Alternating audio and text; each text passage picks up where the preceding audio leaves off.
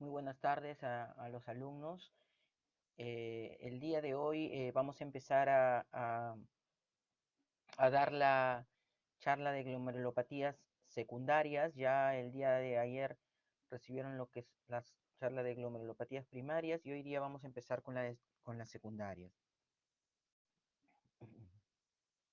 Eh, si tienen alguna pregunta durante la exposición, la pueden escribir o en el chat, o si no, de todo podrían interrumpirme, pedirme el permiso para poder conversar, ¿ok? Para que le hacen su pregunta y poder responderla, si no, hacemos las preguntas al final, las resolvemos.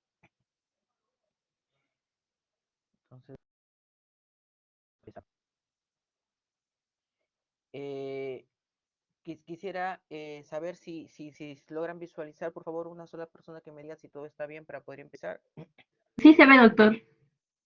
Perfecto, entonces vamos a comenzar, ¿ya? Cuando hablamos de glomerulopatías secundarias, ¿ya? Estamos hablando primero de enfermedades sistémicas, es decir, que no solo va a comprometer el riñón, como sucede con las glomerulopatías primarias, sino que van a comprometer otros sistemas, otros órganos y otros tejidos diferentes al riñón. Si bien es cierto, la mayoría de las diferentes glomerulopatías o causas que van a producir estas glomerulopatías tienen etiología y mecanismos de daño renal diferentes, todas al final van a producir un daño en el riñón, ¿ya? Y finalmente, todas las glomerulopatías secundarias, al final, cualquiera sea de las causas, cualquiera haya sido el mecanismo de lesión, todas van a terminar con la nefroangiosclerosis del riñón, por no decir de los glomérulos, que son las principales células del riñón. Entonces, cuando hablamos de glomerulopatías secundarias, hablamos que son secundarias porque son sistémicas, no solo afectan al riñón, y todas van a producir al final nefroangiosclerosis. Eh, un favor, no es necesario que estén poniendo presentes, ¿sí? Porque si están poniendo presentes, un poco que hacen perder un poco la ilación, ¿sí? Si tienen alguna pregunta, recién escriben en el chat. Gracias. Hablamos de que, si hablamos obviamente de glomerulopatías, hablamos de lo que es la estructura de lo que es el glomérulo, ¿no? Como ustedes saben, el glomérulo forma parte de la nefrona y la nefrona es la unidad estructural y funcional principal del riñón, ¿no? Está conformada la nefrona normalmente por el glomérulo renal y por lo que son los túbulos renales. El glomérulo renal va a constar de una red de capilares, ¿no? Que se forman a partir de la arteriola aferente, ya que ingresa a través del hilio vascular del glomérulo y van a desembocar en lo que es la arteriola eferente. Entonces, sobre esta red de capilares, unas células principales, unas células epiteliales planas, se van a juntar y van a eh, posar sobre ella para formar unas estructuras epiteliales especializadas llamadas podocitos. Entonces, el glomérulo no es otra cosa que un ovillo capilar sobre el cual está cimentado lo que son los podocitos, ¿no? Este conjunto se denomina corpúsculo renal.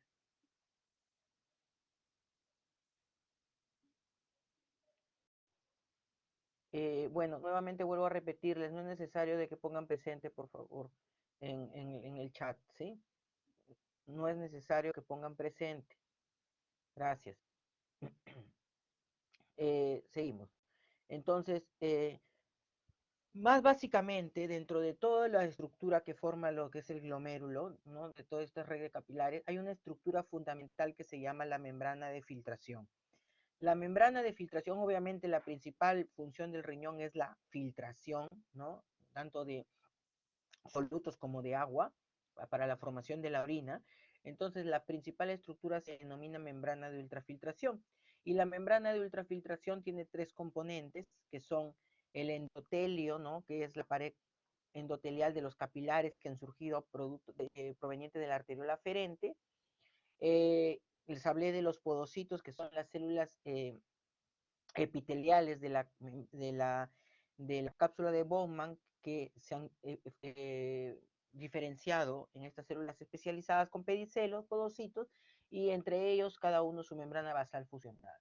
Entonces, estos tres componentes se denomina la membrana de filtración. Cada una tiene características especiales. Por ejemplo, el endotelios tiene unos poros que le dan selectividad de tamaño, ¿ya? La membrana basal fusionada está formado por colágeno tipo 4 y está formada por unas proteínas de glucosaminoglicanos de paransulfato, que su característica principal es de darle la carga negativa, ¿no? Para repeler a a los solutos como las mismas proteínas que son carga negativa, y le da selectividad de carga. Y finalmente los podocitos, como su mismo nombre, se caracteriza por tener unos pedicelos, unas uniones eh, eh, interdigitales, ya que cuando se juntan dejan unas pequeñas hendiduras sobre el cual existe un diafragma. Esta proteína que va a formar este diafragma y cerrar esta hendidura se denomina nefrina. Y entonces también esta le da una selectividad de tamaño.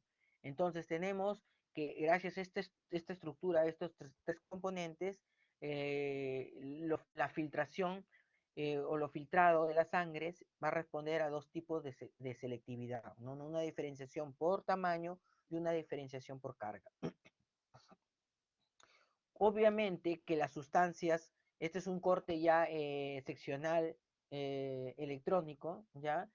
Que cuando por ejemplo, aquí vemos, vemos, este es el capilar, ¿ya? Este es el capilar, acá se encuentra la sangre el plasma, con lo que son los eritrocitos, ¿ya? Y la primera capa, que es el endotelio del capilar, se ve muy bien las fenestras, ¿no? Se ven estos espacios huecos, que son los poros o fenestras, ¿ya? Esto que está más, una capa mediana que está más grisácea, es lo que es la membrana basal fusionada, y finalmente las que se ven como si fueran unas pequeñas torres chiquitas, son los que son los podocitos, y entre ellos, entre sus pies, entre sus pedicelos, hay unas hendiduras pequeñitas que, como les dije, está formada por la proteína nefrina. Entonces, cuando hay, obviamente, en una glomerulopatía, como dice el nombre, lo dice, hay una alteración de cualquiera de estos tres componentes. Entonces el glomérulo va a perder esa selectividad de tamaño y selectividad de carga, y por lo tanto los solutos que van a estar aquí en la sangre, que no deberían pasar hacia el espacio de Bowman y hacia el espacio urinario, van a terminar atravesando.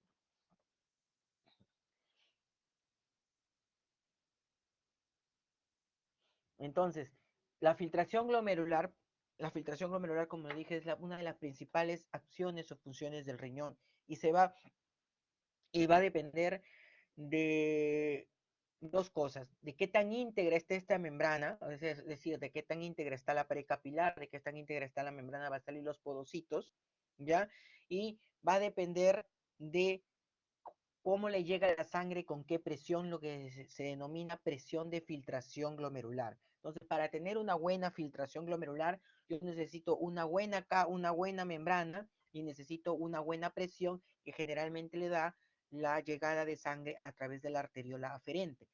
Esos dos componentes, presión de filtración y membrana, me van a dar que el paciente tenga una buena filtración glomerular, que generalmente se mide y a través de lo que es la tasa de filtrado glomerular, que va a medir cómo está de eficaz este proceso. Entonces, nuevamente, el filtrado glomerular, como le digo, va a depender de las características de la membrana, permeabilidad selectiva, este es KF, y va a depender de la presión de filtración. La presión de filtración que le da en la sangre que entra por la arteria deferente, y que generalmente es una resultante que se produce en el glomérulo según la presión hidrostática versus la presión oncótica que se maneja en esa estructura. Acá vemos, por ejemplo, esta es que es la parte de la sanguínea. Esto es lo que es el espacio de Bowman, el espacio urinario, y esta es la membrana de ultrafiltración. Alrededor, claro, al lado de la sangre está lo que son el endotelio fenestrado, la membrana basal y los podocitos.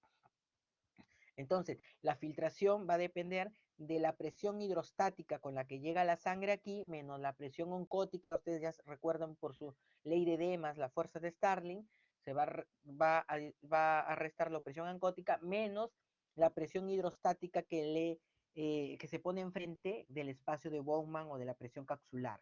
¿Ya? Generalmente no se considera acá una presión oncótica en el espacio de Bowman porque no debería haber proteínas en el espacio de Bowman. Entonces, la presión de filtración efectiva va a depender de esta resultante, de cómo llega la presión a través de la arteriola aferente, ya menos la presión oncótica que hay ahí, menos la presión de hidrostática capsular.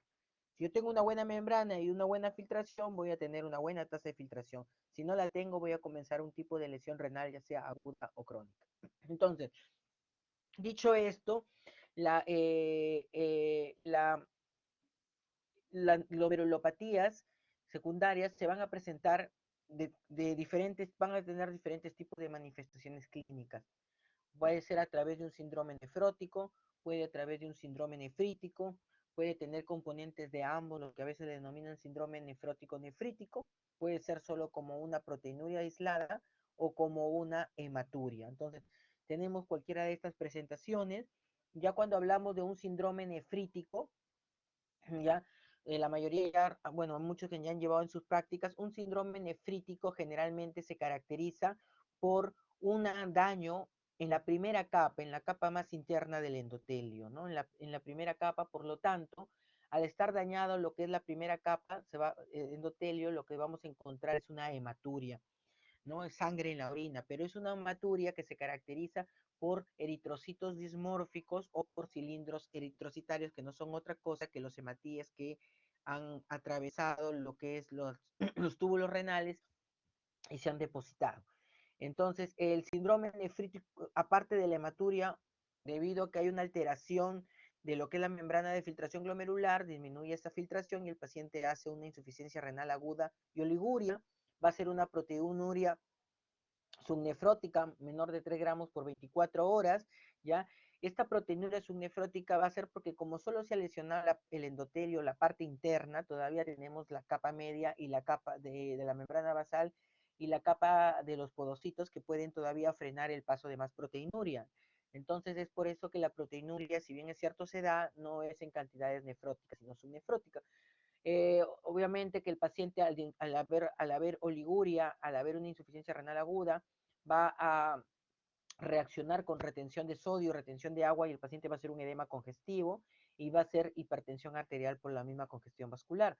Entonces, estos son los 5 componentes del sistema nefrítico, que son hematuria, insuficiencia renal aguda, oliguria, proteinuria subnefrótica, edemas e hipertensión arterial. Del daño es generalmente endotelial. Cuando hablamos de un síndrome nefrítico, es importante catalogarlo según la edad del paciente, para más o menos poder tener una idea de cuál podría ser su etiología probable. Entonces, un síndrome nefrítico es bueno catalogarlo según la edad.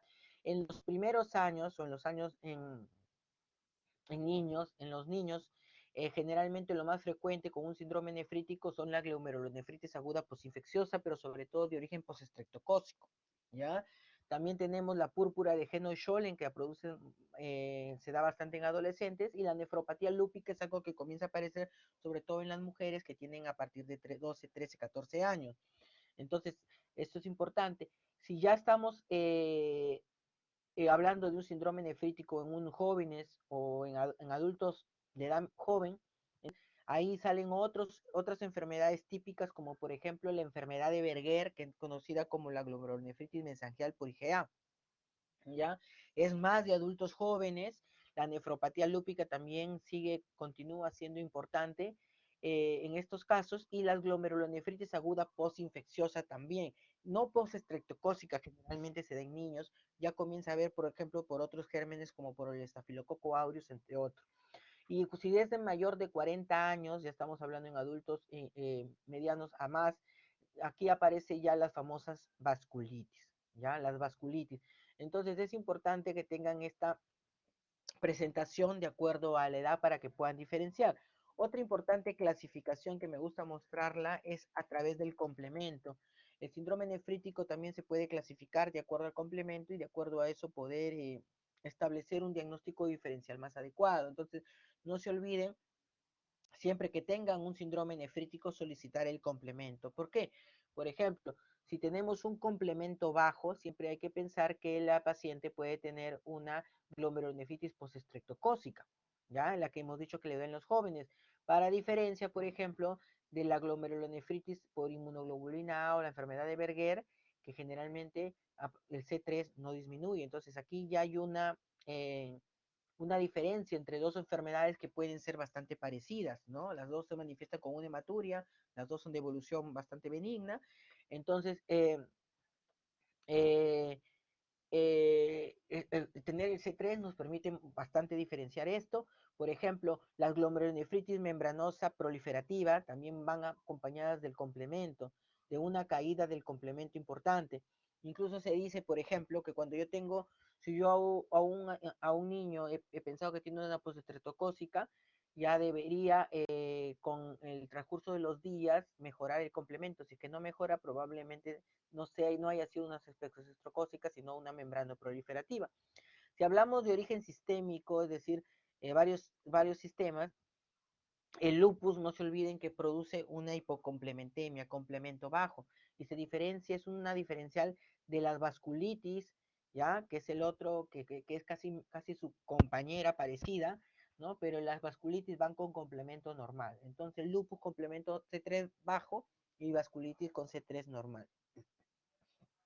Entonces, otra forma de presentación es el síndrome nefrótico. En el síndrome nefrótico la lesión ya no está en la capa endotelial, está en la capa media de la membrana basal generalmente y también en los podocitos. Es por eso que al dañarse capas mucho más externas, se manifiestan generalmente con una proteinuria, que le llaman de origen nefrótico porque es una proteinuria más de 3 gramos en 24 horas.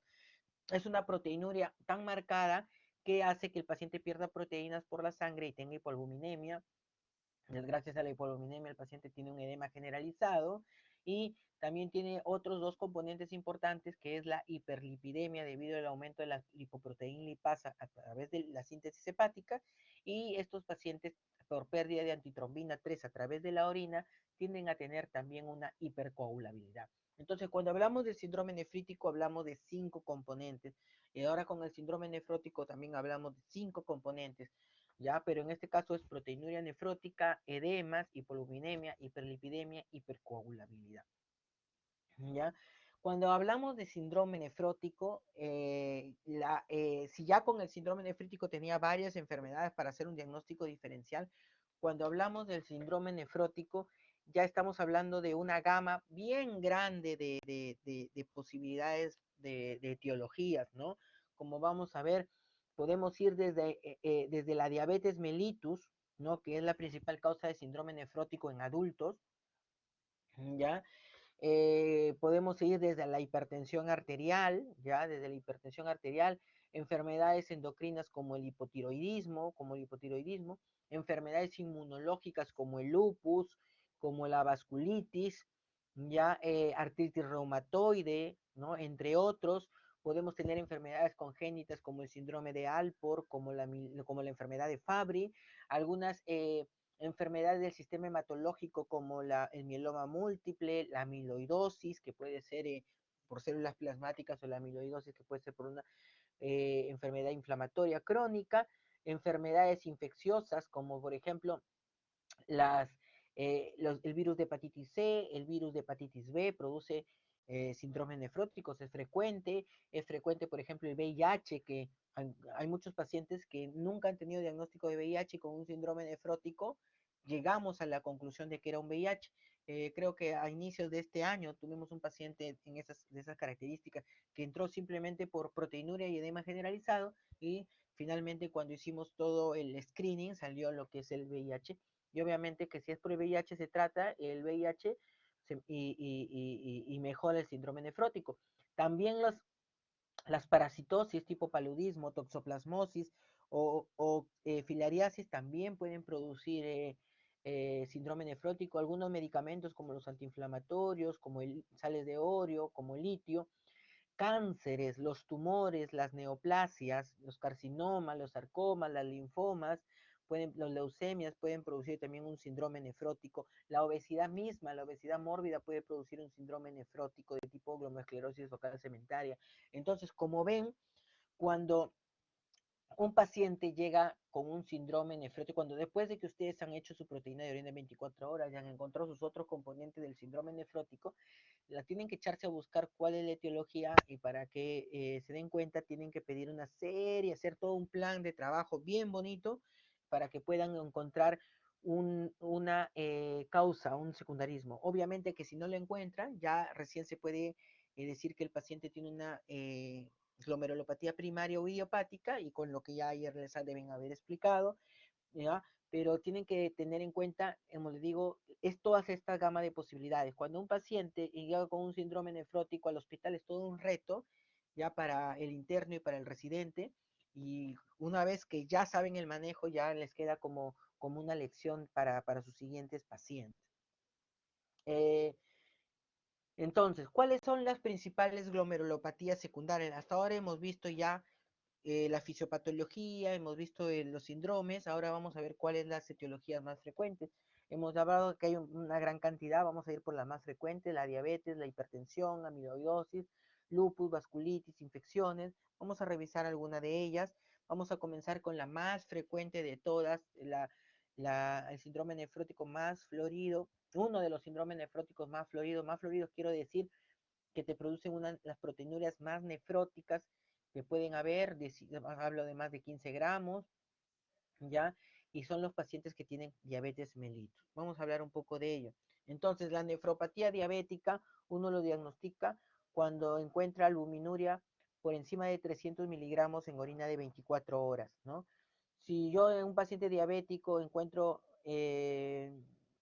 esta proteinuria más de 300 miligramos por 24 horas y le hago un fondo de encuentro, una retinopatía diabética, entonces estamos hablando de que el paciente tiene una nefropatía diabética. Recuerden que la retinopatía generalmente indica una lesión crónica debido a la hiperglicemia del endotelio de la retina. Entonces lo mismo por asociación decimos que existe una lesión endotelial a nivel de lo que son los glomérulos. Entonces generalmente van juntos. Entonces, si no conseguimos una retinopatía diabética, entonces sí tendríamos que probar que pueda ser otra causa asociada y no necesariamente la nefropatía diabética. Por eso dice acá que el concepto es siempre que haya proteinuria junto con retinopatía diabética y habiendo descartado otras causas de enfermedad renal. Es la principal causa de enfermedad renal terminal en todo el mundo, es decir, los pacientes en diálisis, la mayoría en todo el mundo son por diabetes mellitus, ¿ya? De todos los diabéticos tipo 1, ustedes ya saben que los diabéticos tipo 1 son los que son más severos, más difíciles de controlar, los que tienen mayores enfermedades eh, eh, crónicas debido a la diabetes. Entonces, un 30-40% de los pacientes llegan a tener a los 20 años insuficiencia renal crónica, a los 15 años o a los 20 años insuficiencia renal crónica terminal. Mientras que del tipo 2 generalmente solo son el 5 al 10% de los pacientes diabéticos. Es decir, menor cantidad de los pacientes diabéticos llegan a progresar a insuficiencia renal crónica comparado a los de 1. Sin embargo, debido a la alta prevalencia, la prevalencia muy superior del tipo 2, son estos diabéticos tipo 2 los que más se encuentran en diálisis. Entonces, un paciente que tiene ya nefropatía diabética, ya es un paciente que tiene una mortalidad, digo, una sobrevida reducida, es decir, tiene la posibilidad de mortalidad mayor, ¿no? Dice unos 5 o 4 veces más que un paciente que no ha tenido, que un diabético que todavía no haya desarrollado nefropatía diabética, ¿ya? Incluso la mortalidad es antes de que llegue a los estadios finales, ya de enfermedad renal crónica. Ya existe, entonces, es decir, la nefropatía diabética, la proteinuria ya le da un valor pronóstico en contra al perfil cardiovascular. Entonces, la nefropatía diabética, hemos dicho que más o menos alrededor de 20 o 40% de los pacientes diabéticos llegan a diabetes, dependiendo, ya hemos distinguido 1 y 2. Es la principal de causa de enfermedad renal crónica en el mundo. 50% de todos los pacientes que están en diálisis es por nefropatía diabética, es un factor de mortalidad cardiovascular y aumenta, como hemos dicho, de 1 a 5, 4 veces la mortalidad cardiovascular. Entonces, ¿Cuáles son las condiciones que nos van a predisponer y a que el paciente, un diabético, haga nefropatía diabética? Obviamente, primero, a la cabeza un paciente que no está bien controlado su hemoglobina glicosilada. Una hemoglobina glicosilada mayor de 7, y que a pesar de su tratamiento hiperglicémico, o eh, el paciente tiene, si no está bien controlado, a la larga puede producir nefropatía diabética. Un paciente que es diabético e hipertenso también. Un paciente que tiene dislipidemias como la hipercostelulemia. Un paciente que tiene síndrome metabólico. Un paciente que fuma tiene mayor predisposición de llegar a ser nefropatía diabética. ¿Y quiénes de estos pacientes que ya tienen nefropatía diabética van a progresar más rápido a enfermedad renal crónica? Va a También tenemos factores de progresión y a la cabeza siempre está la proteinuria. Ya la proteinuria, nunca se olviden, no solo en diabetes mellitus, en cualquiera de las lesiones renales, ya estas proteínas que atraviesan la membrana de ultrafiltración y dañan los túbulos renales, son el principal factor de lesión renal y de progresión. Es por eso que estos pacientes diabéticos que hacen síndrome nefrótico por diabetes mellitus con grandes cantidades de proteinuria rápidamente progresan a enfermedad renal crónica estadio 5. Otros factores de progresión son la hipertensión arterial no controlada, la hiperglicemia, la hipercolesterolemia, el tabaquismo, como verán, son factores bastante similares. ¿Cómo es lo que se produce lo que es el daño de renal? Generalmente se debe a la hiperglicemia crónica, va a haber una glicosilación, ¿no? Va a haber una glicosilación de determinadas proteínas, ya va a haber una glicosilación de determinadas proteínas que se encuentran en la membrana basal generalmente de los glomérulos. Va a haber un aumento de la matriz extracelular, un engrosamiento de la membrana basal, una expansión mesangial. Se va a ver una interacción, una producción alta de factor de crecimiento fibroblástico. Por lo tanto, va a haber una expansión mesangial y una fibrosis. Va a haber alteraciones también hemodinámicas en la microcirculación renal por el daño endotelial y el paciente va a tender a hacer hiperfiltración glomerular. Aquí lo vamos a ver mejor. Entonces, la hiperglicemia te produce una gran producción de angiotensina 2 y la angiotensina 2 es un activador del factor de crecimiento fibroblástico. Como hemos dicho, también va a haber glicosilación de proteínas, activación de fosfoquinasas, endotelinas y también va a haber producción mayor de factor de crecimiento fibroblástico. Este factor de crecimiento fibroblástico, su mismo nombre lo dice, aumenta fibroblastos, sobre todo a nivel de lo que es la membrana basal y la matriz extracelular, y va a llevar a lo que es la glomerulosclerosis, al engrosamiento arteriolar y a la fibrosis tubulointersticial, que no son otras cosas que cambios crónicos en el tejido renal y van a llevar a la insuficiencia renal. Entonces, hemos dicho, va a haber una hiperfiltración glomerular, la hiperfiltración glomerular va a llevar a proteinuria, ¿no? Y la proteinuria va a haber daño tubular, túbulo intersticial por depósito, va a haber glomerulosclerosis y todo va a llevar a que se disminuya la tasa de filtración del glomérulo. Eh, Generalmente, ya, la mayoría de pacientes que hacen enfermedad renal crónica tienden a tener riñones pequeños, ¿ya? Sin embargo, existen determinadas patologías que en lugar de que el tamaño del riñón se reduzca, el riñón crece, se hace más grande, y una de ellas es la nefropatía diabética.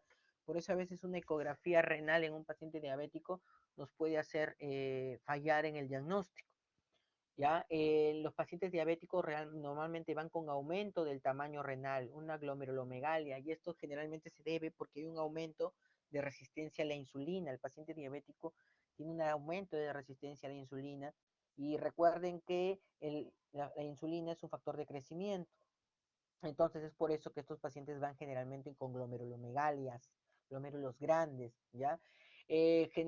Como hemos dicho, hay un engrosamiento de la membrana basal, hay una expansión mesangial, generalmente es una expansión difusa, ¿ya?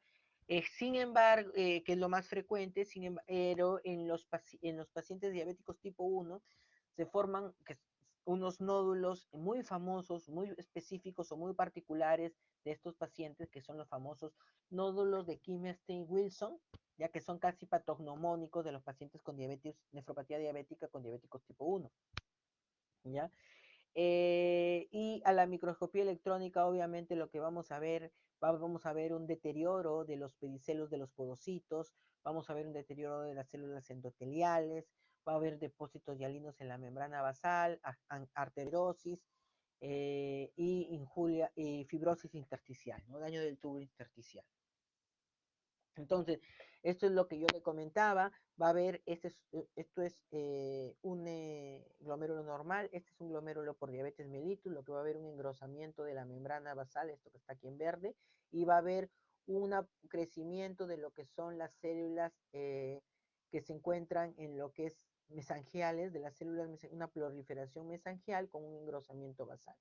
Y va a haber un depósito de este material amorfo, como hemos visto aquí, y acá se pueden ver, estos son los famosos los nódulos de Kimmerer-Wilson, ¿no? Esta es la microscopía electrónica. Entonces, una nefropatía diabética, una nefropatía diabética generalmente pasa por una serie de estadios o una serie de etapas, ¿no? Tiene una historia natural, ¿ya? La historia natural menciona de que el paciente comienza generalmente con una hiperfiltración para luego producirse una nefropatía inicial, una nefropatía clínica y finalmente una enfermedad renal crónica ya en estadio 5 que requiere una terapia de sustitución renal, ¿ya? Generalmente una nefropatía diabética empieza hiperfiltrando, ¿no? Esta hiperfiltración se debe a que hay los glomérulos dañados los glomérulos sanos intentan compensar el trabajo de los glomérulos dañados, ¿ya? Por lo tanto, lo que vamos sí va a encontrar proteinuria y la tasa de filtración glomerular va a estar elevada. ¿Por qué? Vamos a tener tasas de filtración mayores a 125, probablemente vamos a tener 140, 150. Entonces, cuando ustedes hagan una tasa de filtración glomerular por sus fórmulas de MDRD o, a través de la depuración de orina de 24 horas, entonces lo que tienen que ver es que si les sale una tasa de filtración glomerular alta, no pensar que eso es normal, sino pensar que el paciente puede estar ya teniendo un daño inicial, que en cualquier momento este paciente que esté hiperfiltrando se cansa y entra en una fase de latencia clínica y luego a una fase ya de proteinuria. Creo que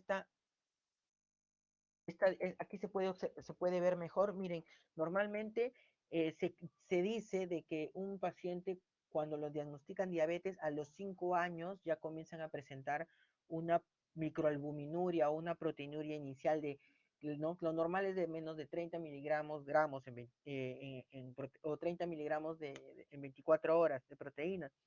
30 a 300 lo consideran microalbuminuria y más de 300 macroalbuminuria.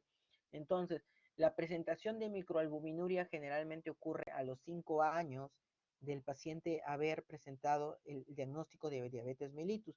A los 10 años generalmente ya tenemos una nefropatía clínica o una proteinuria. A los 15 años ya tenemos una enfermedad renal crónica y a los 20 años ya generalmente ya la enfermedad renal crónica ya evolucionó al estadio 5. Entonces, es cada 5 años. 5 años proteinuria, 10 años, 5 años microalbuminuria, 10 años macroalbuminuria o proteinuria clínica, 15 años ERC y 20 años ERC5, ¿no? Pero esta evolución natural ocurre en los pacientes con diabéticos tipo 1, porque en el diabético tipo 1 tú sabes realmente en qué momento empezó su diabetes, pero en los diabéticos tipo 2 sabemos que existe un periodo silente, un periodo, digamos, subclínico en el que el paciente puede haber sido diabético muchos años y nadie ha sido diagnosticado. Entonces, hacer esta evolución no se puede porque no sabemos cuándo empezó. Sin embargo, sirve de orientación, ¿no? Sirve de orientación. Entonces, si tú tienes un paciente, digamos, de 15, 20 años de diabetes, entonces ya que 15 años de diabetes, el que tú encuentres ya una creatinina alta es lo usual, ¿no? Puede ser usual. Entonces, o que en un paciente que tiene 10 años tú encuentres proteinuria, también. Entonces, eh, pero siempre hay que tener digamos, sus saber que esto no siempre es la regla con los diabéticos tipo 2, ¿ya? Entonces, ya hemos dicho, eh, Y otra cosa importante aquí en este cuadro es que según cómo se encuentra la flecha engrosada, aumenta el riesgo de mortalidad. ¿Por qué? Porque la presencia ya de microalbuminuria ya es un factor de riesgo cardiovascular. Entonces, la microalbuminuria es un factor de riesgo cardiovascular, obviamente que conforme más proteínas pierde el paciente o ingresa a un grado de insuficiencia renal crónica, el riesgo de mortalidad es mayor. ¿Ya? Pero no se olviden que la microalbuminuria es un factor de riesgo cardiovascular de mortalidad. Y es por eso que ya en estos años, generalmente ya en nuestras últimas clasificaciones, ya un poco se deja de lado el término microalbuminuria, porque microalbuminuria es como minimizar su papel, ¿no? Un papel importante que tiene la albúmina dentro de lo que es la mortalidad cardiovascular de este paciente. Entonces ahora ya no llamamos microalbuminuria, generalmente llamamos pacientes con RCA, perdón, pacientes con proteinuria A1 o pacientes con proteinuria A2. ¿Qué más tenemos aquí? A ver. Entonces, eso es lo que, para hablar de justo de lo que es la microalbuminuria, como hemos dicho, se presenta generalmente a los 5 años de los pacientes diabéticos, tipo 1, ¿no? En los diabéticos tipo 2, como no sabemos cuánto tiempo ha pasado desde el diagnóstico, puede estar la microalbuminuria presente en el momento del diagnóstico, por lo tanto, a un paciente diabético tipo 2, desde el inicio, desde el diagnóstico, tú ya le debes estar buscando la presencia de proteínas en la orina. Como esto ya hemos mencionado, a los 5 años de presentar una microalbuminuria, si el paciente no es controlado, va a presentar macroalbuminuria. Entonces, la macroalbuminuria, nefropatía clónica o A3, así le llaman, es cuando es más de 300 miligramos, va a evolucionar a un síndrome nefrótico, ¿ya? Y generalmente, ¿se acuerdan que le comenté la retinopatía diabética? Generalmente los diabéticos tipo 1 está presente en el 90% de los pacientes. Sin embargo, en los pacientes diabéticos tipo 2, solo en el 60% de los pacientes. ¿Ya? Entonces, menciona acá, después de que la proteinuria generalmente alcanza 500 miligramos en 24 horas, ya va a haber un inexorable riesgo de aumento de la creatinina, disminución de la tasa de filtración glomerular. ¿Cuándo debemos diagnosticar o buscar proteinuria? Dice, en la actualidad se recomienda buscar microalbuminuria en el paciente diabético tipo 1 a los 5 años después de iniciado el diagnóstico y todos los años, ¿ya? Recuerden que a los 5 años, por historia natural, recién aparece la microalbuminuria, pero en el diabético tipo 2, nuevamente les digo, desde el momento de detección del diagnóstico de diabetes mellitus tipo 2, debería buscarse proteinuria y hacerlo eso todos los años. Ya lo saben ustedes que hay diferentes métodos para buscar proteinuria. Tenemos la recogida de orina 24 horas y en aquellos pacientes que es un poco difícil recolectar la orina de 24 horas, como los pacientes mayores que tienen un poco de pérdida de memoria o los pacientes eh, que tienen incontinencia urinaria, basta una muestra única de orina por la mañana para buscar ahí albúmina y creatinina en esa orina y hacerle una tasa una tasa entre estas dos variables, y aquí están los indicadores que nos dirían si el paciente tiene micro o macroalbuminuria. ¿Ya? Entonces no se olviden de que tanto la orina 24 horas o la muestra única del examen de orina son bastante iguales y los resultados son bastante parecidos y nos invita a hacer el diagnóstico de proteinuria. Siempre hay que tener en cuenta que hay factores que pueden alterar o pueden decirnos pueden alterar y producir microalbuminuria sin necesidad de que sea una enfermedad renal. Por ejemplo, una infección urinaria, el paciente está con una infección urinaria y sale proteinuria, microalbuminuria, entonces puede ser la misma infección urinaria, un flujo vaginal, una fiebre, un ejercicio extenso, o el uso de determinadas drogas, insuficiencia cardíaca, pueden hacernos pensar que el paciente tiene una falsa microalbuminuria. El tratamiento de la nefropatía diabética obviamente está en tratar la glucosa y sus factores. Ya hemos dicho presión arterial, proteinuria, tratar dislipidemia, cesar el hábito del tabaco. Aquí están las recomendaciones que indican cómo se debe tratar una nefropatía diabética y cuáles son los objetivos. Por ejemplo, la hemoglobina glicosilada tiene que ser menos de 7, los niveles de presión arterial son menores que para el paciente, en un paciente con nefropatía diabética, que para un paciente sin nefropatía diabética, ¿no? La presión arterial tiene que estar menos de 13,8, 14,9 para el resto, 130/90, acá 130/80, y si el paciente tiene proteinuria mayor de 1 gramo, entonces debemos tratar de que su presión esté un poquito más baja, más cerca al 125/75.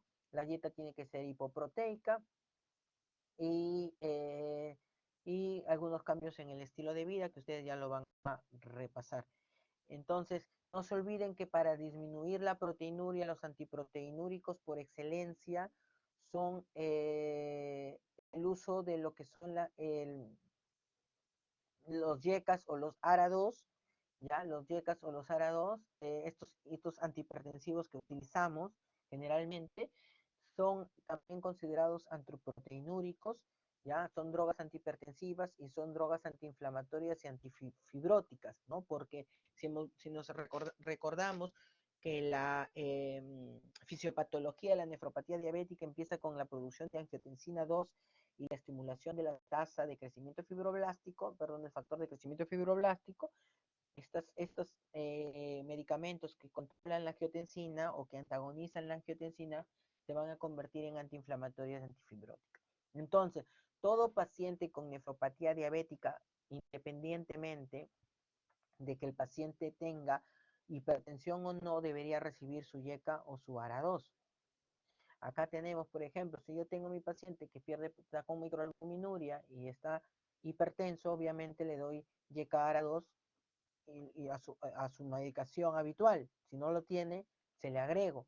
Y si un paciente no es normotenso, igual le doy su YECA o ARA2 sin temor de que el paciente se me hipotense. ¿Por qué? Porque las dosis antiproteinúricas de estos medicamentos es mucho menor que la dosis antihipertensiva. Entonces, basta darle un cuarto de dosis o mitad de dosis de estos antiproteinúricos para tener un efecto antiproteinúrico más no hipotensor. Ahora cuando hablamos de la glomerulonefritis aguda postinfecciosa, es la siguiente patología. Generalmente la glomerulonefritis aguda postinfecciosa es una enfermedad causada por depósito de complejos inmunes, ¿no? Va a haber complejos inmunes que se van a formar por, por acción o inducción a un antígeno de algún agente infeccioso responsable, se van a juntar estos depósitos y generalmente se van a ir a una de estas estructuras del glomérulo, ¿ya?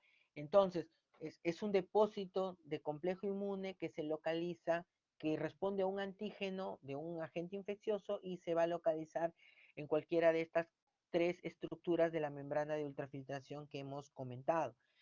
Existen diferentes gérmenes que pueden producir una glomerulonefritis aguda postinfecciosa, ¿no? La más frecuente, obviamente, es la postestreptocócica, que generalmente se da en niños. Sin embargo, en épocas de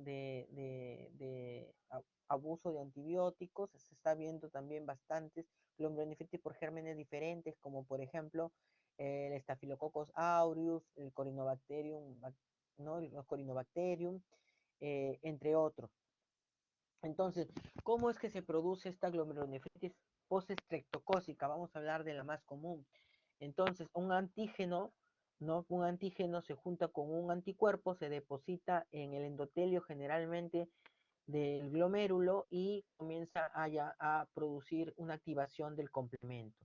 La activación obviamente del complemento activa una cascada inflamatoria y la cascada inflamatoria va a producir una quimiotaxis de diferentes polimorfonucleares o células linfocitarias y van a producir lesión glomerular, ¿no?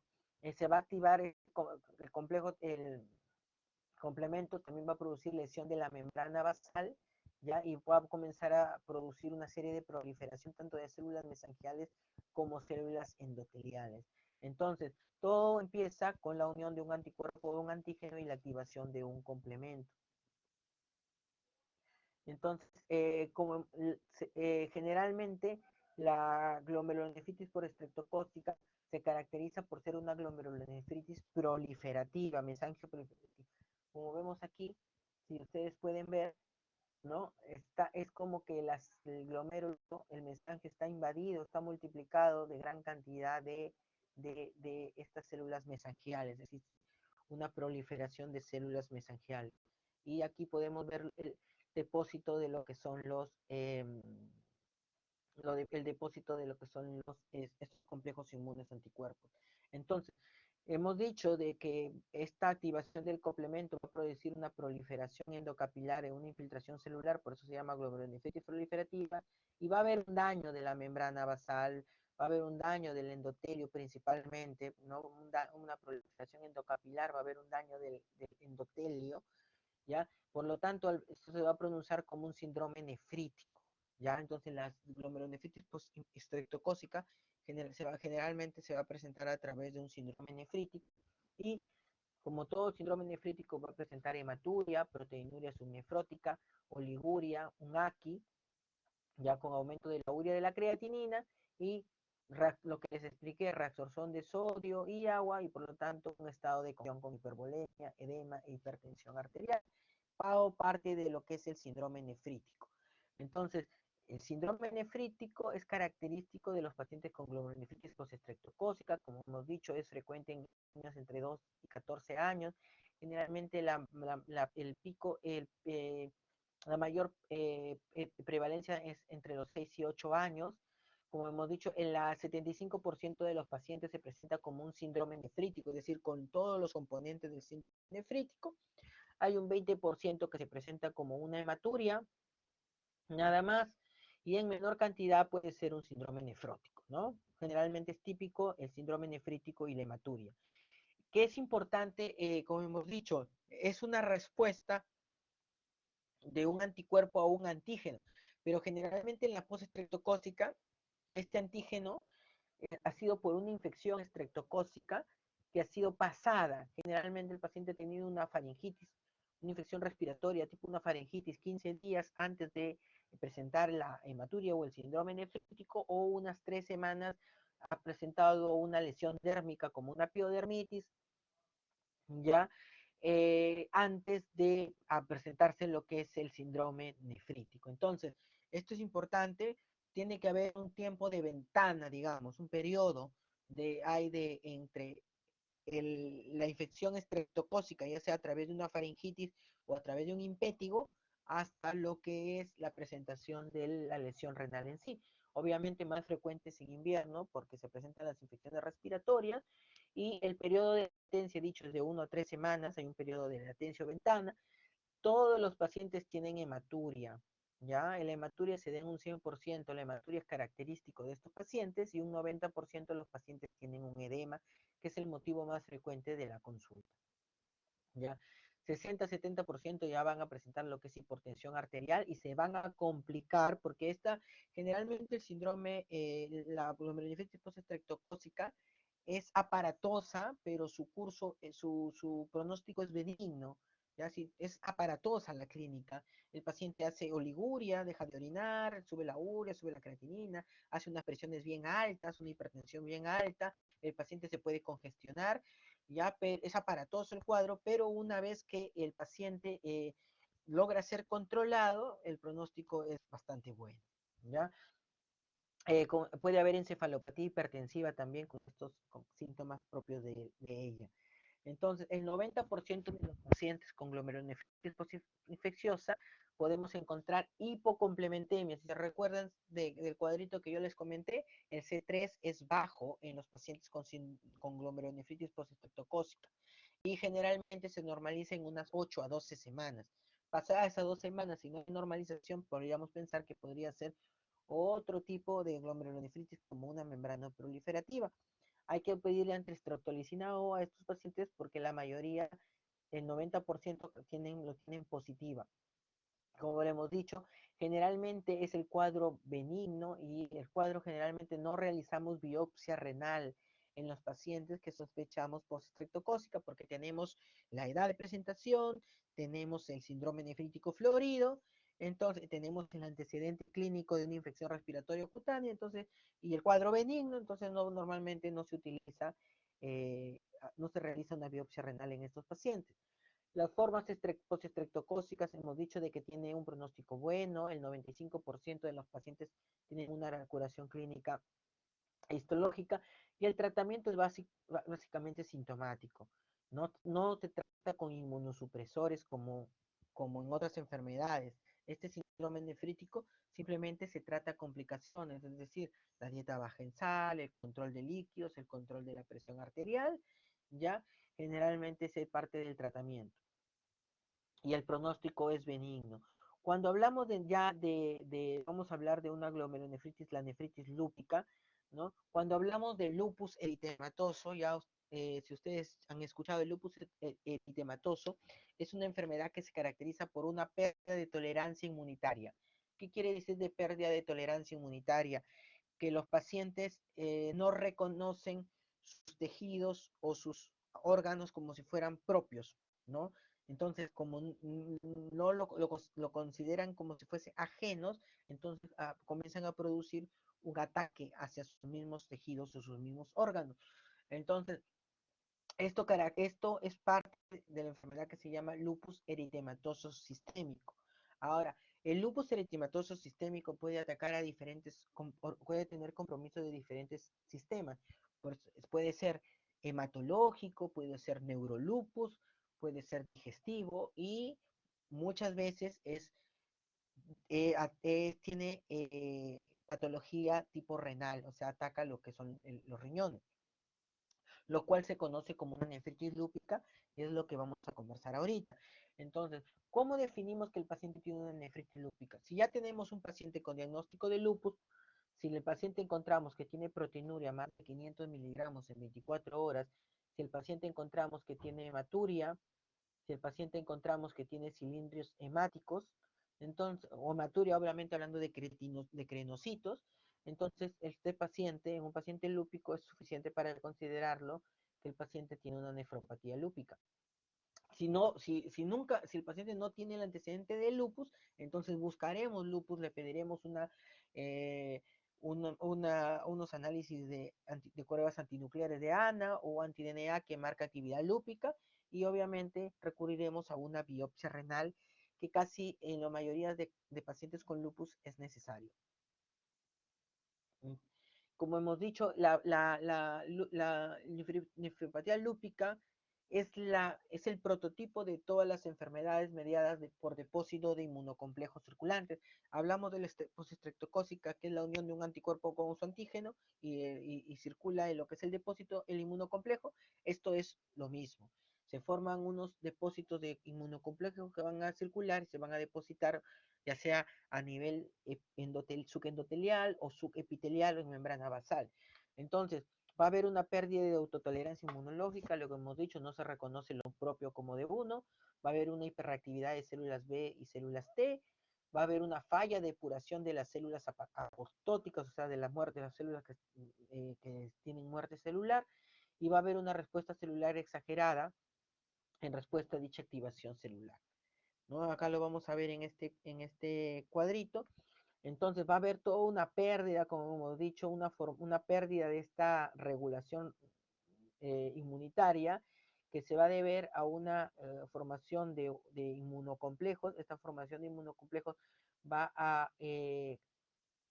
activar una serie de células T o células B con una producción de citoquinas y van a producir un daño en cualquier tipo de órgano, especialmente del riñón.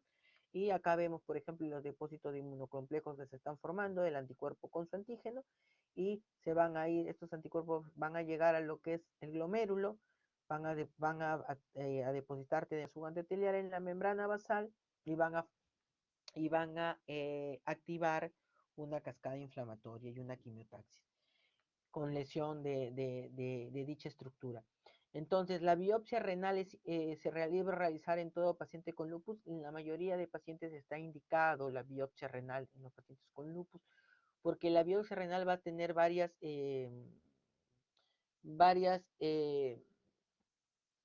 nos va a ayudar en varias acciones. Por ejemplo, nos va a permitir confirmar el diagnóstico, obviamente, de nefropatía lúpica, ¿ya? Nos va a permitir ver qué clase de nefropatía lúpica. La nefropatía lúpica, como vamos a ver, llega a tener hasta 6 clases, y cada clase tiene sus características diferentes a las otras, pero lo más importante es que cada clase se trata de una manera diferente, ¿no? Entonces va a permitir planificar el tratamiento, y también dentro de las biopsias renal vamos a permitir tener hallazgos que indiquen actividad o cronicidad de, de la lesión renal. Es decir, nos va a permitir establecer el pronóstico. Entonces, una biopsia renal en un paciente con sospecha de nefropatía lúpica va a ser importante para confirmar el diagnóstico, para clasificarlo, para evaluar el pronóstico y para fijar el tratamiento.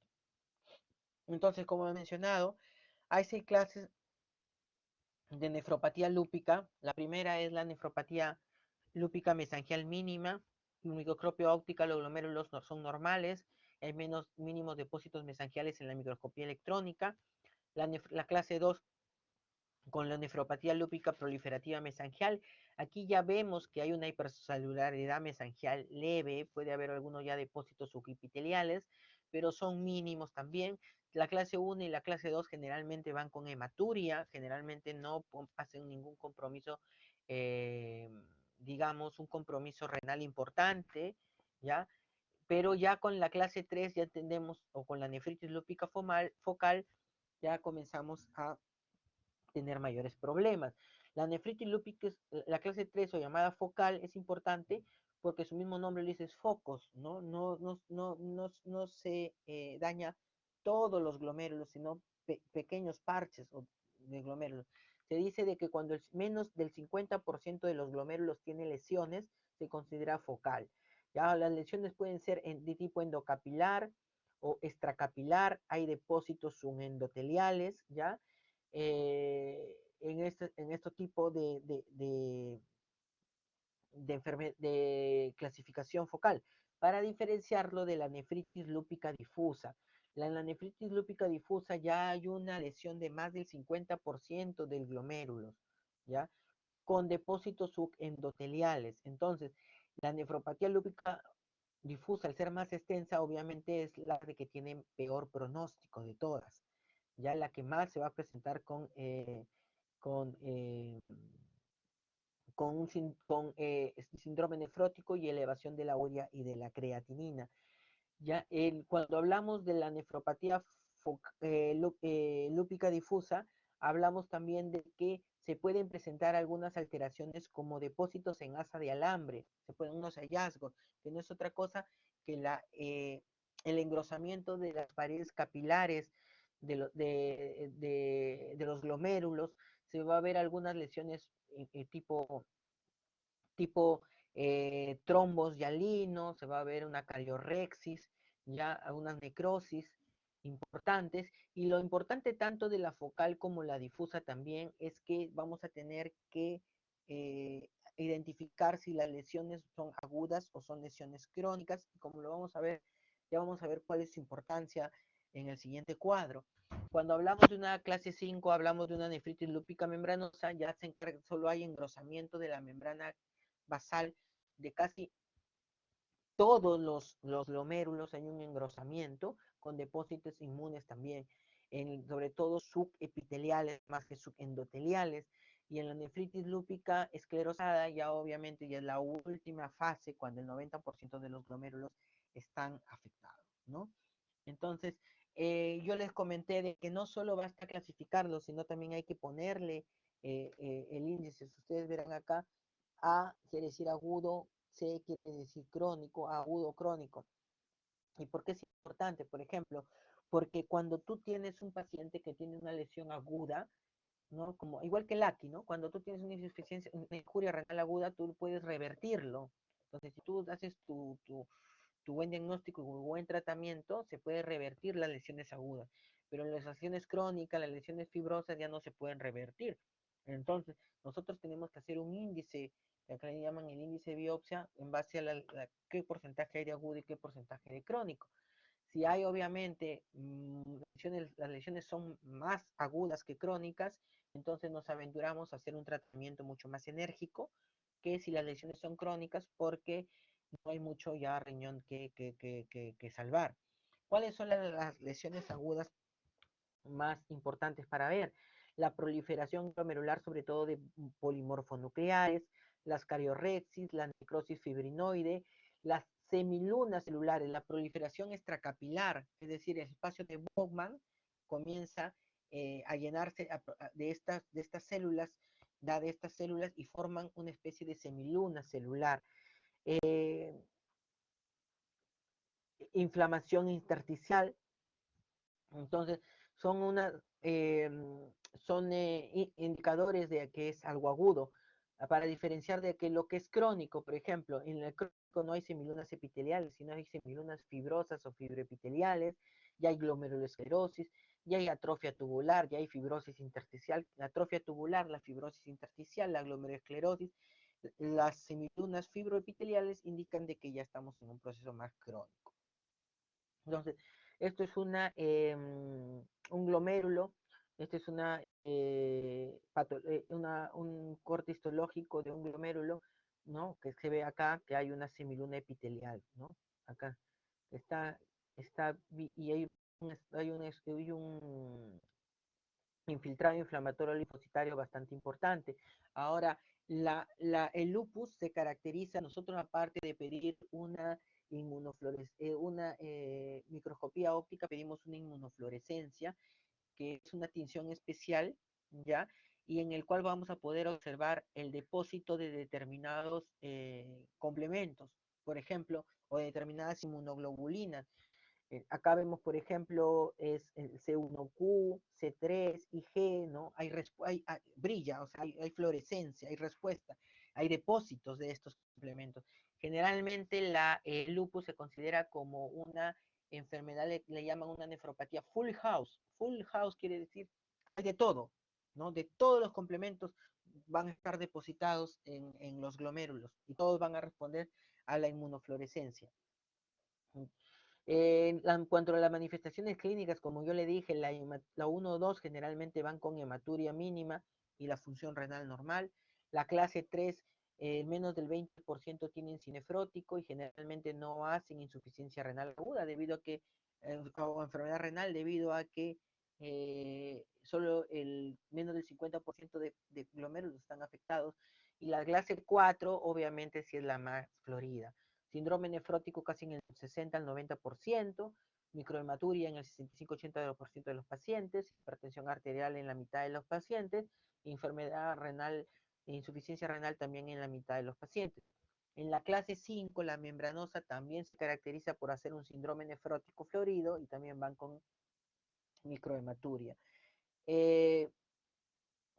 Aquí vemos, por ejemplo, como hemos mencionado, en la clase 1, en la clase 2, no vamos a encontrar la creatinina normal y un hallazgo generalmente de microhematuria. En la nefropatía lúpica focal ya vamos a ver hematuria y proteinuria, pero no vamos a ver generalmente síndrome nefrótico. Dice en ocasiones, y generalmente no va a haber insuficiencia renal, mientras que la clase 4 sí es la que va a haber más proteinuria, síndrome nefrótico, insuficiencia renal, hipertensión, lo que hemos comentado, ¿no? Generalmente son las que tienen el complemento bien alto, el anti-DNA bien alto también, o sea, una actividad bien marcada. La membranosa generalmente sí van con síndrome nefrótico, ¿ya? Y función renal normal, y la nefritis lúpica con esclerosis, obviamente que ya hay un daño renal severo. Es importante mencionar aquí que la nefritis lúpica 4 generalmente también muchas veces se comporta como una glomerulonefritis rápidamente progresiva, cuando, ¿no? Que se caracteriza en la anatomía patológica por tener estas semilunas, tanto epiteliales o fibroepiteliales, que hacen que la creatinina no suba de manera tan aguda como en un AQI en 48, 72 horas, pero sí en semanas rápidamente la creatinina comienza a trepar hasta que el paciente llega a diálisis. El manejo de los pacientes con lupus en la clase 1, ¿ya? Y en la clase 2, si no hay una proteinuria marcada, se manejan tan igual como se manejaba su lupus, ¿ya? No se agrega nada. Si hay una proteinuria mayor de 3 gramos al día ya o un síndrome nefrótico, sí le tenemos que se trata como si fuera una enfermedad de cambios mínimos con esteroides y o eh, anticalcineurídimos tipo ciclosporina o tacrolimus. En la clase 3 o 4, ¿ya? Generalmente tenemos dos tipos de terapias. Una terapia inicial o de inducción, que aproximadamente dura unos 3 meses, y una terapia de mantenimiento que puede durar entre 2 y 3 años. ¿Ya? La idea de esta terapia inicial de inducción es ser agresivos al inicio porque lo amerita, el estado inflamatorio es muy fuerte inicialmente, pero nos indica rápidamente a los 3 meses pasar a una terapia de mantenimiento porque la toxicidad que tienen estos medicamentos llamados inmunosupresores es alta. Entonces la idea es, si bien es cierto, eh, eh, si bien es cierto, la idea es producir un estado antiinflamatorio, pero sin darle una toxicidad extra al organismo. Entonces, el objetivo de la terapia inicial es disminuir rápidamente la inflamación a través de un tratamiento intensivo y la terapia de mantenimiento es consolidarlo a lo largo del tiempo a niveles mínimos tóxicos de estos medicamentos inmunosupresores. Acá es interesante, al final de la terapia inicial puede ser que la remisión no se haya logrado, entonces no significa que a los 3 meses hayamos encontrado una remisión total, pero todavía en la terapia de mantenimiento se puede conseguir una remisión del cuadro. O sea, no simplemente quiere decir que no tenemos que prolongar la terapia de inducción por no haber remitido la proteinuria totalmente. En la inducción, obviamente, generalmente está en base a corticoides, pero los corticoides lo asociamos a un inmunosupresor que se llama micofenolato, ¿ya? O otro inmunosupresor que se llama ciclofosfamida. Se da por ciclofosfamida endovenoso. Esta ciclofosfamida se da en pulsos, que pueden ser mensuales o quincenales, como hemos dicho, durante unos 3 meses, ¿ya? Y, la, la, la, em, la eficacia de ambos medicamentos es muy parecida, ¿no?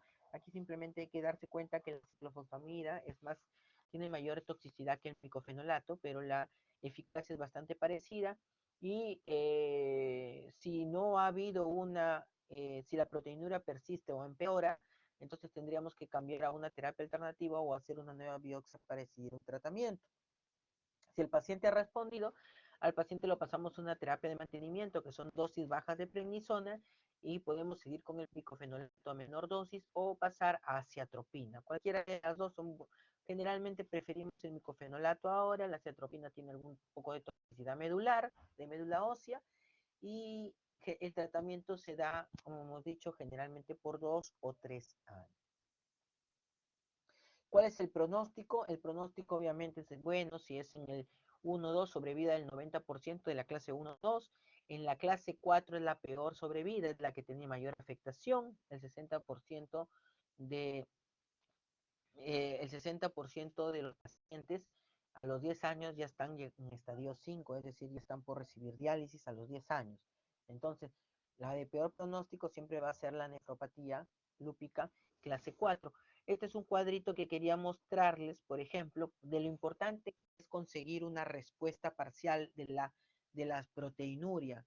Es decir, basta que consigamos una disminución del 50% de la excreción de proteínas en la orina para que ya veamos una mejor sobrevida del riñón.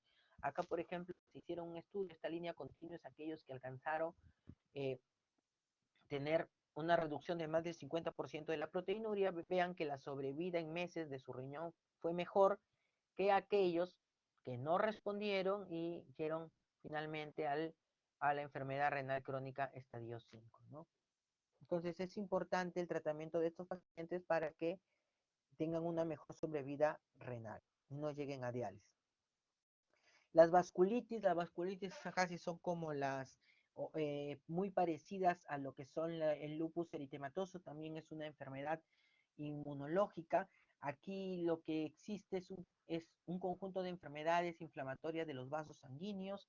La etiología generalmente es desconocida en la mayor de los casos y Al igual que el lupus, la vasculitis puede ser sistémica, ¿no? Diferentes sistemas comprometidos, o puede ser una vasculitis solo de tipo renal, que solo afecta el riñón, tipo más o menos lo que hemos mencionado con el lupus eritematoso. Entonces, es un daño, es un daño endotelial, vasculitis, su mismo nombre lo dice, inflamación de los vasos, ¿ya?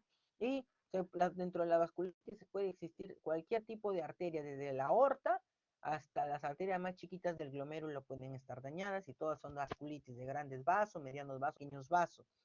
Solo la de los pequeños vasos son los que afectan al glomérulo o producen glomerulopatías secundarias. Entonces, vamos a dedicarnos solo a la glomerulonefritis de vasos pequeños, ¿ya? Entonces, dentro de la glomerulonefritis de vasos pequeños, las que más destacan y vamos a ver son la de Wegener, la polengitis microscópica y la de Church-Strauss. Entonces, la de pequeños vasos se va a caracterizar porque pueden producir púrpura cutánea, ¿no? Estas como petequias en la piel, pueden producir hemorragia alveolar, lo que es el síndrome pulmón-riñón, glomerulonefritis, etcétera, ¿no? Puede haber, como hemos dicho, compromiso de diferentes órganos, ¿ya? Estas vasculitis, ¿ya? También se conocen, estas vasculitis de vasos sanguíneos pequeñitos, también se conocen como las vasculitis ANCA positivo, ¿no? Que son los anticuerpos antineutrófilos, anticuerpos anticitoplasmáticos que son positivos, ¿ya? Y se caracterizan por dar una glomerulonefritis pausoinmune. ¿Qué quiere decir pausoinmune? Que a diferencia del lupus, aquí no va a haber depósito de inmunocomplejos, ¿ya? En el lupus había depósito de inmunocomplejos. Aquí no va a haber depósito de inmunocomplejos, simplemente va a haber una producción de estos anticuerpos anticitoplasmáticos o antineutrófilos que van a producir una quimiotaxis de neutrófilos y una inflamación endotelial. Entonces acá mencionan, vamos, esto es lo que yo les comentaba, ¿no? Entonces va a haber una producción de estos anticuerpos, ¿no? Llamados ANCA, ¿no? Y va a haber una activación de neutrófilos. Los neutrófilos van a depositarse debajo del endotelio, y se va a ver ya una proliferación de linfocitos, macrófagos, se van a formar una serie de una inflamación a nivel endotelial que va a conducir a la esclerosis. Es lo mismo, ¿no? Esos anticuerpos que se van a formar antineutrófilos van a producir una quimiotaxis de neutrófilos, y generalmente va a producirse todo este cuadro de tipo necrosis y formación de células multinucleadas o células que se denominan también granulomatosas. Entonces va a haber necrosis de tejido, formación de fibrina, y esa es la que van a producir la inflamación del endotelio, ¿ya? Estas vasculitis asociadas a estos anticuerpos antineutrófilos, como hemos dicho, son de tres tipos, pero lo importante es que las tres tipos van a producir una glomerulonefritis necrotizante, ¿ya? Van a producir necrotizante, no va a haber depósito inmune y van a presentar anticuerpos antinucleares. Entonces son esas tres características. Entonces hemos dicho que la polangitis microscópica es una de ellas, ¿ya? Generalmente la polinquitis microscópica es de afectación mayormente renal, ¿ya? Mayormente renal, para diferenciarla de la granulomatosis de Wegener, que eh, mayormente se da un compromiso respiratorio y también, o sea, un compromiso pulmonar y también renal, ¿ya? Pero la mayoría es primero pulmonar y renal secundariamente, y la polangeitis de granulomatosis eosinofílica es más rara y generalmente está asociada a pacientes que tienen asma o eosinofilia. Aquí creo que lo vamos a ver un poco más, vamos a hablar de cada uno. Entonces, la polangeitis microscópica puede presentarse como síndrome pulmón-riñón o afectar solo al riñón, ¿no? El famoso síndrome pulmón-riñón, hemorragia alveolar y hemorragia a nivel o daño endotelial a nivel glomerular, ¿ya? La polangitis microscópica generalmente vamos a encontrar su pico más frecuente es en los ancianos mayores de 60 años. Ya mayores de 60 años es importante vasculitis, y también en los adultos jóvenes, generalmente entre 20 y 30 años también se puede hay un pico ahí de poliangiitis microscópica, ¿ya? Entonces, eh, a diferencia del lupus, que hemos dicho que generalmente se presenten desde la adolescencia en mujeres y adultos jóvenes, en la vasculitis es más frecuente en personas de adultos mayores. La hematuria es importante, no va a estar acompañada generalmente con una proteinuria nefrítica, no nefrótica, ¿no? Los famosos eh, no, como hemos dicho, como el daño es endotelial, mayormente la proteinuria es nefrítica. En el pulmón va a haber la hemorragia alveolar, va a haber paciente va a tener hemoptisis. Lo que lo caracteriza la meningitis microscópica es que va a tener, hay dos tipos de ANCA, el MPO y el C3. En este, el MPO es el positivo de patrón perinuclear, y lo que hemos dicho son glomerulonefritis necrosizantes, inmunonegativas sin depósito de inmunocomplejos y con proliferación de semilunas. Eh, por ejemplo, esto es un glomérulo, por ejemplo, que ha sido, que acá vemos, por ejemplo, un infiltrado linfocitario, ¿no? Un periglomerular alrededor de lo que es el glomérulo. Acá vemos un infiltrado peritubular alrededor de los túbulos renales, infiltrados peritubulares, y acá también vemos un infiltrado alrededor de un glomérulo que ya está esclerosado, ¿no? Unas semilunas. Esto es lo que es la imagen del pulmón riñón. Si nosotros lo vemos, parece que fuera una congestión pulmonar, ¿no? Parece que fuera una simple congestión pulmonar y podemos confundirlo con un edema agudo de pulmón. Hacemos la tomografía, a veces una fibrobroncoscopía cuando tenemos duda, y podemos encontrar que es sangre y no agua. La granulomatosis de Wegener, les comenté la granulomatosis de Wegener, es una glomerulonefritis con granulomas. Generalmente la inflamación es en las vías respiratorias a través de una hemoptisis. El paciente comienza a presentar fiebre, rinorrea purulenta, tos, y en muchas ocasiones también afecta al riñón y está acompañado por una proteinuria no nefrótica y hematuria. Aquí el ANCA no es el MPO el positivo, sino es el ANCA-PR3 con patrón citoplasmático, a diferencia del otro que era patrón perinuclear. La biopsia renal es igualita que la otra. O sea, no, lo único que vamos a diferenciar es vamos a diferenciar por la clínica, si hay antecedentes respiratorios, o por el tipo de ANCA o anticuerpo anticitoplasmático que estamos hallando. El síndrome de Church-Strauss es mucho más raro, generalmente es una inflamación granulomatosa rica en eosinófilos que afecta las vías respiratorias. Se asocia con asma y eosinofilia. El tratamiento de las vasculitis es muy parecido al tratamiento del lupus. Tienen una fase de inducción de 3 meses y una fase de mantenimiento de 2 años. En este caso, sí, el tratamiento es en base a pulsos de metilprednisolona y ciclofosfamida.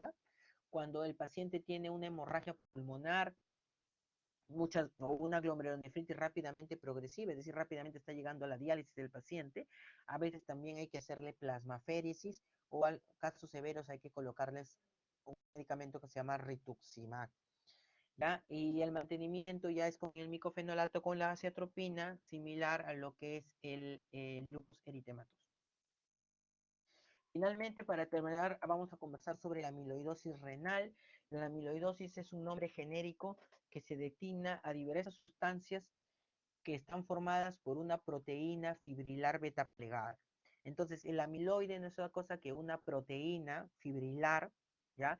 Y esta proteína fibrilar es producida o debida generalmente por un exceso de inmunoglobulinas, ¿ya? Por un exceso de inmunoglobulinas, gente de cadenas ligeras, y secundario a una discrasia de células plasmáticas, como un mieloma múltiple, ¿no? Un mieloma múltiple, ustedes saben que es una alteración de células plasmáticas. Estas células plasmáticas se encargan de producir esta proteína cargada de inmunoglobulinas de cadena ligera. Por eso se denomina amiloidosis primaria o AL, por cadenas ligeras, tipo lambda. O también se puede producir en procesos inflamatorios crónicos, ya sea infecciosos como en una tuberculosis, como en osteomielitis, como en sinusitis, o procesos no infecciosos como ocurre en una artritis reumatoidea, en una espondilitis anquilosante, etcétera, y que es conocido como amiloidosis secundaria tipo AA. Entonces, una amiloidosis renal ya este depósito de esta proteína, de este amiloide, ya que se puede deber a una discrasia de células plasmáticas o a un proceso inflamatorio crónico infeccioso o no infeccioso. ¿Ya? La amiloidosis renal eh, se deposita este amiloide, como hemos dicho, en los riñones, en los glomérulos y va a alterar su función. La mayormente se manifiesta como un síndrome nefrótico y se manifiesta como un síndrome nefrótico florido con proteinurias más de 15 gramos. Entonces, cuando ustedes tengan un paciente que tiene una proteinuria no solo nefrótica, sino excesivamente nefrótica, mayor de 15 gramos, generalmente son tres las enfermedades principales. Puede ser el síndrome nefrótico por diabetes, la nefropatía diabética que ya les comenté, la amiloidosis, y la tercera sería una glomerulopatía primaria, que es la glomerulopatía membranosa. Entonces, la membranosa, la diabetes y la amiloidosis generalmente son esas proteinurias ya llamativas con anasarca y con un mal pronóstico de sobrevida de la función renal del paciente. El 70% de estos pacientes, por ejemplo, de amiloidosis, ingresa a diálisis, ¿no? Es bastante. Y histológicamente vamos a observar el depósito nodular de, de este amiloide en el espacio tanto mesangial como en el espacio pericapilar. Y el amiloide generalmente es de color rojo congo positivo, ¿no? Así se llama, rojo congo positivo, y se caracteriza porque la luz polarizada le da este color tipo verde manzana, ¿no? Eh, bueno, como verán, la exposición ha sido, es bastante extensa. Ya he tratado de ser lo más específico posible porque son muchas glomerulopatías. Entonces, quería saber si ustedes tenían, por favor dejen de poner presente porque no necesito de que pongan presente. Ya yo este chat lo quería utilizar para ver si me habían hecho algún tipo de preguntas, pero ya lo vi que lo han llenado de presentes. Eh, Quería saber si, como no voy a poder leer las preguntas porque siguen colocando presentes, entonces quería saber si alguien tiene alguna pregunta y que la pueda decir. A ver, Yanela, Bermeo. Sí, doctor, buenas tardes. Usted había mencionado justo en lo que es la glomerulopatía postestreptocócica, que muchas veces al momento de tratarla, generalmente tiene que normalizarse el complemento. Y que Sí. posteriormente, si es que esto no pasaba, se podríamos pensar en una glomerulonefritis membrana proliferativa. Entonces, mi pregunta va, ¿cuánto tiempo tenemos que esperar que ese tratamiento normalice el complemento? Generalmente dura 8 a 10 días la pérdida de complemento, ¿no? Después de que ya el paciente ha cedido lo que es el síndrome nefrítico. 8 a 10 días. Si de 8 a 10 días pasó eso, persiste el complemento bajo, entonces hay que pensar que puede ser una membrana proliferativa y en ese caso sí necesitaríamos hacer una biopsia renal, ¿ya? Porque en una postestreptocócica común, debido a que tenemos generalmente una edad precisa, tenemos el antecedente epidemiológico, los síntomas clínicos y el buen pronóstico, generalmente no se biopsia, ¿ya? Pero si hay ya posibilidad de que sea una membrana proliferativa, hay que biopsiar. Justo ayer conversaba con sus compañeros, hicimos un caso de síndrome nefrótico y hablamos de qué síndrome nefrótico se biopsia, y uno de ellos eran los pacientes que tienen en niños, los pacientes que tienen una síndrome nefrótico, perdón, en niños que hayan tenido una baja de complemento y que no se ha normalizado a los 8 o 10 días de haber terminado el cuadro. ¿Ya? Entonces, 8 o 10 días es. No sé si tiene alguien otra pregunta. Gracias, doctor. con confianza pueden hacer sus preguntas, no hay ningún problema. Entonces, lo que sí quería que les quede claro que, por ejemplo, que tienen que asociar varias cosas. Tienen que asociar la parte de la edad, que es importante, aprenderse los cuadritos de la edad, porque, por ejemplo, como hemos mencionado, el lupus generalmente ocurre en personas más jóvenes que las vasculitis, ¿no? Que las vasculitis en personas más adultas mayores. El lupus, por ejemplo, va con complemento consumido o complementemia, y la vasculitis va con complemento normal. Entonces, eso te ayuda un poco a diferenciar un cuadro del otro, ¿ya? Una enfermedad de un síndrome estreptocócico, a veces mucho se confunde con una enfermedad de Berger, que es la inmunoglobulina tipo A, ya que se da, pero generalmente la estreptocócica es en niños, mientras que la de Berger es en adultos jóvenes, entre 20 y 30 años. Ambos tienen hematuria, ambos tienen pronóstico benigno, pero la de postestreptocócica es complemento bajo y la de Berger es complemento normal. Entonces, son cosas que nos pueden permitir un poco ayudar en el diagnóstico diferencial. Bueno, si no tienen alguna otra pregunta más, doy por finalizado lo que es la clase. Entonces, ya a cualquier momento seguiremos viéndonos en las prácticas. Permiso.